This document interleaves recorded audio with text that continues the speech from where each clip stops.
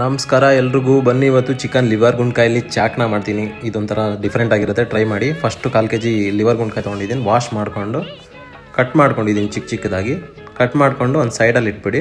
ಅದಾದಮೇಲೆ ಒಂದು ಈರುಳ್ಳಿ ತೊಗೊಳ್ಳಿ, 2 ಟೊಮೊಟೊ, ಶುಂಠಿ ಬೆಳ್ಳುಳ್ಳಿ ಪೇಸ್ಟು, 2 ಸ್ಪೂನ್ ಅಚ್ಕಾರದ ಪುಡಿ, 2 ಸ್ಪೂನ್ ಸಾಲ್ಟು. ಅದು ತೊಗೊಂಡು ಫಸ್ಟು ಚಾಪ್ ಮಾಡ್ಕೊಂಬಿಡಿ ಈರುಳ್ಳಿ ಮತ್ತು ಟೊಮೊಟೊ ಎರಡೂ. ಸ್ಟವ್ ಹಚ್ಬಿಟ್ಟು ಪ್ಯಾನ್ ಇಟ್ಟು 2 ಸ್ಪೂನ್ ಆಯಿಲ್ ಹಾಕ್ಕೊಳ್ಳಿ. ಲಿವರ್ ಗುಂಡ್ಕಾಯಿ ಏನು ವಾಶ್ ಮಾಡಿ ಇಟ್ಕೊಂಡಿರ್ತೀರ ಅದೆಲ್ಲನೂ ಹಾಕ್ಕೊಂಡು ಒಂದು ಸಲ ಅದ್ರ ಮೇಲೇ ಪ್ಯಾನ್ ಮೇಲೇ ಹಂಗೇ ಬೇಯಿಸ್ಕೊಬೇಕು. ಅದೊಂದು ಸ್ವಲ್ಪ ಬೆಂದು ವೈಟ್ ಕಲರ್ ಟರ್ನ್ ಆಗುತ್ತೆ. ಈ ಥರ ಆದಮೇಲೆ ಒಂದು ಸ್ವಲ್ಪ ಬೆಂದಿದೆ ಅಂತ ನಿಮ್ಗೆ ಗೊತ್ತಾದಮೇಲೆ ಈರುಳ್ಳಿ ಮತ್ತು ಟೊಮೊಟೊ ಹಾಕ್ಕೊಳ್ಳಿ.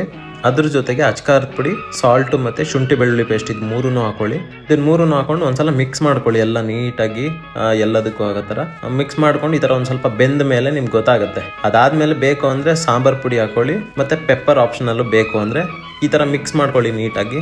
ಅದು ಹಂಗೆ ಬೇಯಬೇಕು. ನೀಟಾಗಿ ಬೆಂದರೆ ಈ ಥರ ನಿಮಗೆ ಚಾಕ್ನ ರೆಡಿ ಆಗುತ್ತೆ. ತುಂಬ ಚೆನ್ನಾಗಿರುತ್ತೆ. ತುಂಬ ಬೇಯಿಸ್ಬೇಕು. ಆಪ್ಷನಲ್ಲು ನಿಂಬೆಹಣ್ಣು ಬೇಕು ಅಂದರೆ ಹಾಕ್ಕೊಳ್ಳಿ, ಚೆನ್ನಾಗಿರುತ್ತೆ ಫ್ಲೇವರು.